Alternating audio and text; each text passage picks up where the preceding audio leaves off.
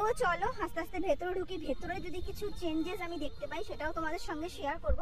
তো চলো আগে বাইরেটা দেখে নাও যে বাইরেটার হাইটটা কতটা হয়েছে।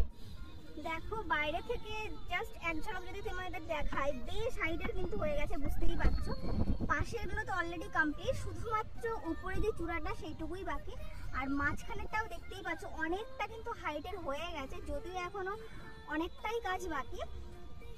আর একটু কাছে যাই দেখাই। দেখো এখানে না নতুন করে একটা ব্যানার মানে দিয়ে রেখেছেন দাদারা, যেটা আমার কাছে নতুন মনে হলো।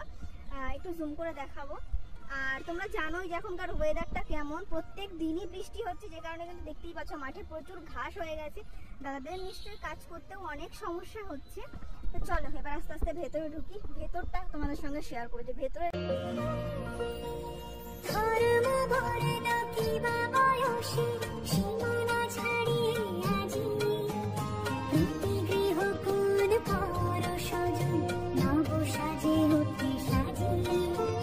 আমি রাস্তাটা দিয়েই ভেতরে ঢুকলাম। পুরোর সময় যে রাস্তাটা দিয়ে কিন্তু এন্ট্রি হয়।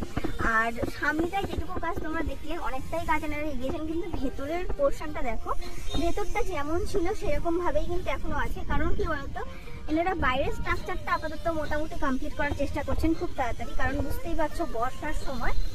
চলো এই কাজটা এখানে গিয়ে দিচ্ছি বাটামের কাজ এনারা কতটুকু করেছেন। বাটামের কাজ কিন্তু এনারা অনেকটা এগিয়ে ফেলেছে। এই পাশ দিয়েও দেখো প্রচুর স্ট্রাকচার করে এনারা রেডি করে রেখেছে। আর ওই পাশ দিয়ে কিন্তু প্রচুর কাঠ রাখা আছে, ওখানেও স্ট্রাকচার করে রাখা হয়েছে। কারণ কি বলতো, বাসের স্ট্রাকচার কমপ্লিট হওয়ার পরেই কিন্তু বাটামের কাজগুলো শুরু হবে। দেখো এই দিক দিয়েও কিন্তু প্রচুর কাঠ রাখা আছে, যেরকম সাইজ এনাদের দরকার সেরকম ভাবে কিন্তু এনারা আস্তে আস্তে তৈরি করে এগিয়ে রাখছেন কাজগুলো। কারণ মোটামুটি বাসার স্ট্রাকচার কমপ্লিট হওয়ার পরেই কিন্তু বাটামের কাজগুলো